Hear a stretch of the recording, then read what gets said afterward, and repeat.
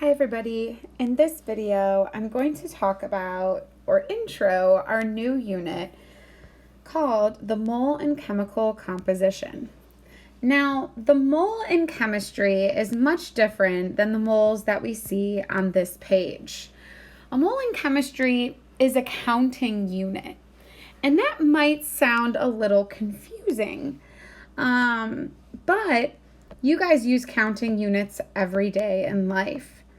A counting unit could be a dozen, where a dozen of anything equals 12, or a pair, where a pair of something is two of those things. A gross is 144. A ream of paper always has 500 sheets in it. And a mole in chemistry is always equal to 6.022 times 10 to the 23rd of anything. Now, how we figured out this number is basically a mole of a substance. It's equal to as many particles as there are in 12 grams of the isotope carbon-12. So that number, 6.022 times 10 to the 23rd atoms, is how many atoms there are in 12 grams of carbon-12. And that is equal to 1 mole. Now, the reason that we even have to talk about this number and use it at all is because chemistry is incredibly quantitative. And if you remember from earlier this year, quantitative means that chemistry involves numbers and amounts. Now, atoms are very small. Now, if we think about 12 grams, that's not a very large amount, but look how many atoms is in 12 grams of carbon.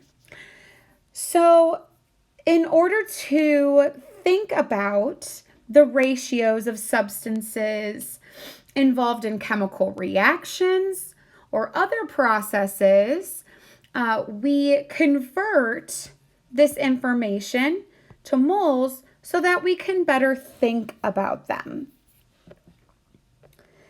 So this number is a really big number. If we had 1 mole of marbles, it would cover the entire earth, including the depths of the seas, for 2 miles. 1 mole of $1 bills stacked, one on top of another, like in this picture here, it would reach from the sun to Pluto and back 7.5 million times. That is insane. And finally, it would take light 9,500 years to travel from the bottom to the top of a stack of 1 mole of $1 bills. So this number is really big. Now, this number, we call it Avogadro's number. And Avogadro, he was a scientist that studied a lot of masses of different elements. And this number was named after him. He didn't actually determine what this number is. But we do call it Avogadro's number. And again, it's the amount of moles.